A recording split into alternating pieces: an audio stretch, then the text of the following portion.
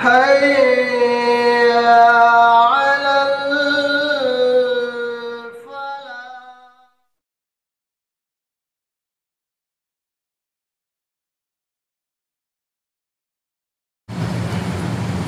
الحمد لله رب العالمين والصلاة والسلام على سيد المرسلين وعلى آله وصحبه أجمعين أما بعد أعوذ بالله من الشيطان الرجيم بسم الله الرحمن الرحيم إن ربك هو أعلم بمن ضل عن سبيله وهو أعلم بالمهتدين فلا تطع المكذبين ودوا لو تدهن فيدهنون ولا تطع كل حلاف مهين هماز مشاء بنميم مناع للخير معتد أثيم عتل بعد ذلك زنيم أن كان ذا مال وبنين إذا تتلى عليه آياتنا قال أساطير الأولين سنسمه على الخرطوم. سورہ قلم کے تعلق سے باتیں ہو رہی تھیں کہ کفار و مشرکین نے کس طریقے سے اللہ کے نبی صلی اللہ علیہ وسلم کو ستایا. اتنا زیادہ ستایا گیا کہ آپ مجبور ہو گئے کہ مکہ چھوڑ کر کے ہجرت کر لیں اور مدینے کو چلے جائیں. اس پر اللہ رب العالمین نے کہا کہ آپ کے لیے بہت ہی زیادہ اجر ہے، بے پناہ اجر ہے، جو آپ نبوت کا کام کر رہے ہیں اور اس کے تئیں جو مصیبتیں پیش آ رہی ہیں اور آپ اس پر صبر کا مظاہرہ کر رہے ہیں تو اللہ رب العالمین کے پاس اس کا بہترین بدلہ ہے. اور آگے کہا بِأَيِّكُمُ الْمَفْتُونَ، اللہ رب العالمین جان لے گا اور خود تم لوگ جان لوگے کہ کون فتنے میں تھا، کون گمراہی میں تھا. اور رب کائنات خود فرما رہا ہے نبی اکرم صلی اللہ علیہ وسلم کو تسلی دیتے ہوئے اور کافروں کو تنبیہ کرتے ہوئے کہ صحیح معنوں میں سیدھے راستے پر کون ہے اور کون ہے جو اپنے راستے سے بھٹکا ہوا ہے. إِنَّ رَبَّكَ هُوَ أَعْلَمُ بِمَنْ ضَلَّ عَنْ سَبِيلِهِ، اللہ رب العالمین بہترین جاننے والا ہے، سب سے زیادہ جاننے والا ہے بِمَنْ ضَلَّ عَنْ سَبِيلِهِ کہ اپنے راستے سے کون بھٹکا ہوا ہے.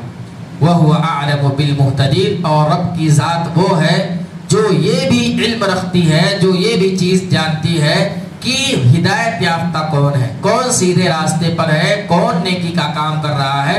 یہ بھی رب کائنات اللہ کے نبی صلی اللہ علیہ وسلم کو تسلی دی جا رہی ہے کہ اے نبی پاک صلی اللہ علیہ وسلم، آپ لوگ کم ہیں، آپ کے ماننے والے کم ہیں، آپ کا قبیلہ جو ہے کم ہے، آپ کے اسلام کے پرچم بلند کرنے والے کم ہیں، لیکن رب جانتا ہے کہ آپ ہی لوگ سچے راستے پر ہیں.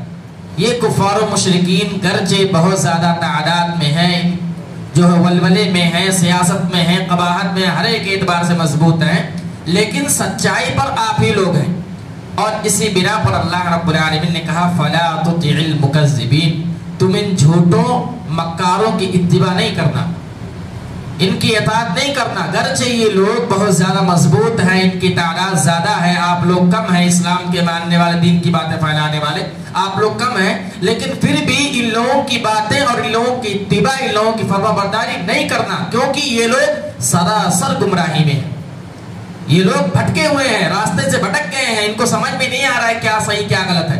آپ لوگوں کو تعلیم دے رہے ہیں، دعوت دے رہے ہیں، پیغام دے رہے ہیں، اسلام کی باتیں سمجھا رہے ہیں، صحیح اور غلط کی تمیز بتا رہے ہیں، لیکن ان کی بات سمجھ میں نہیں آ رہی ہے. تو آپ لوگ ایسا نہ ہو جانا کہ ڈھیلے پڑ جانا کہ یہ لوگ زیادہ تعداد میں، کہیں ایسا تو نہیں ہم لوگ نہیں، آپ لوگ صحیح ہیں. اللہ کے نبی صلی اللہ علیہ وسلم کو تسلی دی جا رہی ہے کہ فَلَا تُطِعِ الْمُكَذِّبِينَ، ان چھوٹے مکاروں کی اتباع نہیں کرنا. یہ کفار و مشرکین ہے، یہ اللہ کی نافرمان ہے.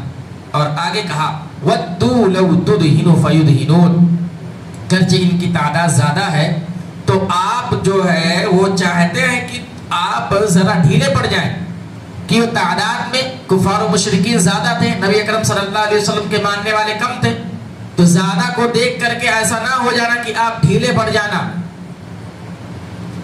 فَيُدْهِنُونَ، اور یہ چاہتے بھی ہیں کہ یہ ڈھیلے پڑ جائیں. اللہ کے نبی صلی اللہ علیہ وسلم سے کفار و مشرکین نے کیا کہا کہ کچھ دن آپ ہمارے معبودوں کی اتباع کریں، عبادت کریں، اور کچھ دن ہم اللہ رب العالمین کی عبادت کریں گے. اس پر اللہ رب العالمین نے سورہ کافرون کے اندر کہا قل یا ایھا الکافرون. نبی اکرم صلی اللہ علیہ وسلم کو بتلایا جا رہا ہے کہ آپ کہہ دیجئے کافروں سے یا ایھا الکافرون، اے کافرون، لا اعبد ما تعبدون، میں تمہارے معبودوں کی عبادت نہیں کروں گا. ایسا ان لوگوں نے پیشکش کی کہ کچھ دنوں تک تم میرے معبودوں کی عبادت کرو اور اس کے بعد ہم اللہ کی عبادت کریں گے. اللہ رب العالمین کو کھلی جو ہے تنبیہ دی جا رہی ہے کہ ایسا بالکل نہیں کرنا، کیونکہ کیا ہے لا الہ الا اللہ، ایک اللہ کے علاوہ کوئی معبود برحق نہیں ہے، وہی ایک ذات ہے. اور اگر آپ ایسا کریں گے تو اللہ کے ساتھ شرک کریں گے، جو کہ اللہ رب العالمین نے منع فرمایا ہے.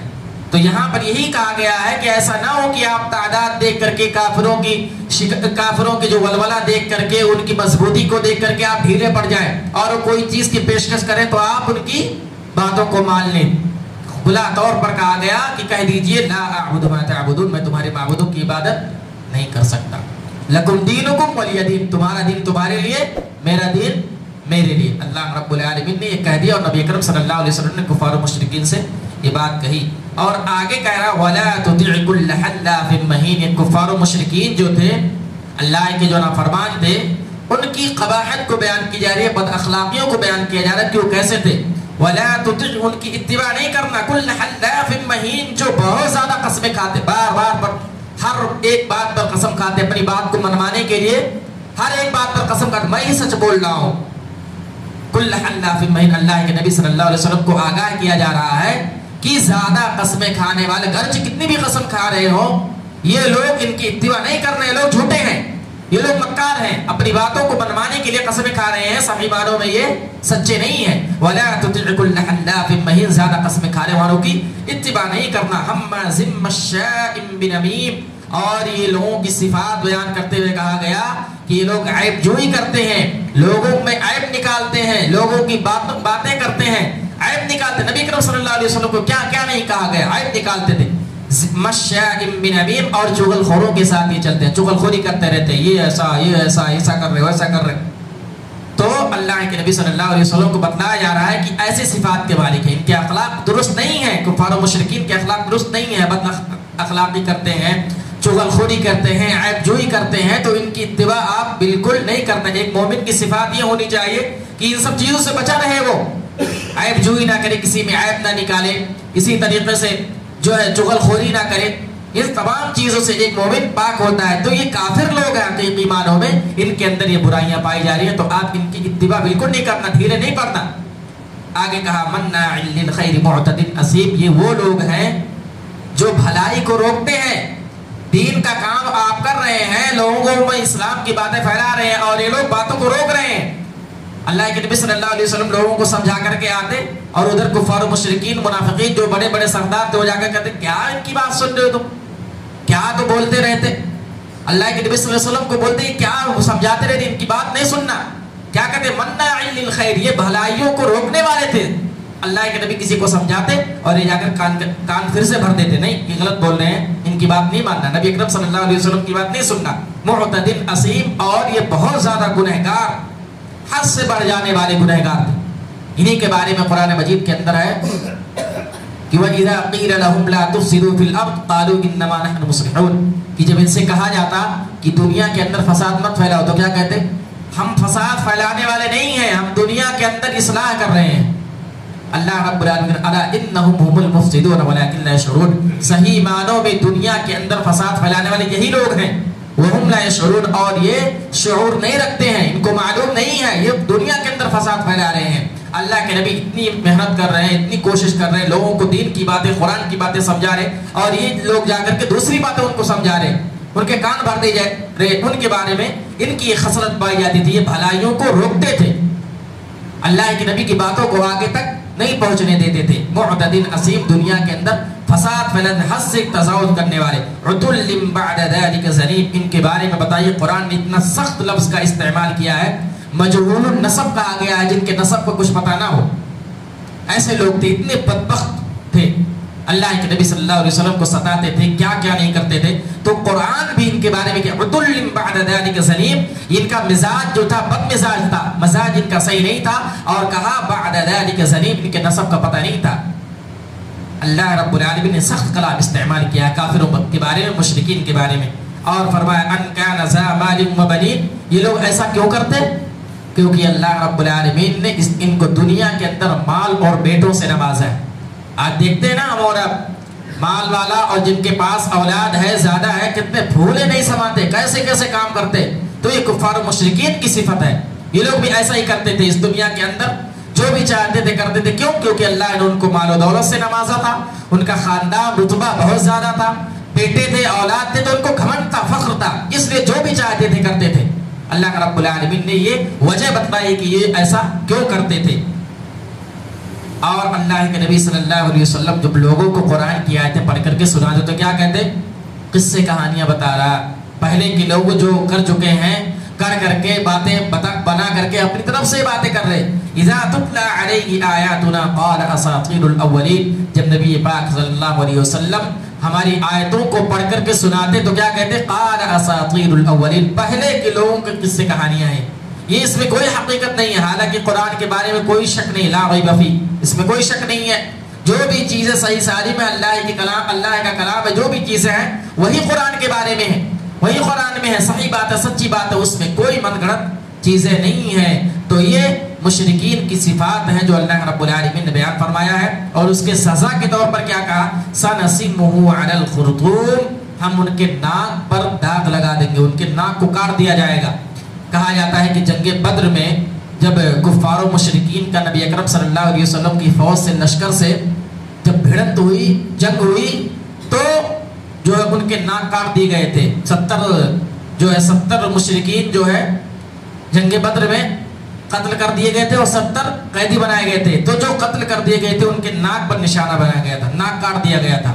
یہ اس کی طرف اشارہ ہے. اور ایک یہ مطلب ہے کہ کل قیامت کے دن اللہ رب العالمین کفار و مشرکین کی علامت بتلاتے ہوئے ان کے ناک کو جلا دیا ہوگا، ایک نشان پڑا ہوگا اس کے ناک پر، تاکہ پہچان لیے جائیں گے کہ یہ دنیا کے اندر کفر کرتے تھے، یہ دنیا کے اندر کافر تھے. اور بہت سارے علماء کرام نے یہ بھی کہا ہے کہ دنیا کے اندر بھی ان کو ناک جو ہے کاٹ دیا جائے گا، اور آخرت کے اندر بھی جو ہے ناک کاٹ دیا جائے. سنسمہ علی الخرطوم، تو یہ جو ان کے کارنامے تھے الٹے سیدھے، جس کے بنا پر اللہ رب العالمین ان کی علامت کے طور پر کل قیامت کے دن سب کو معلوم ہو جائے گا، کفار و مشرکین ان کے ناک کو جلا دیا جائے گا.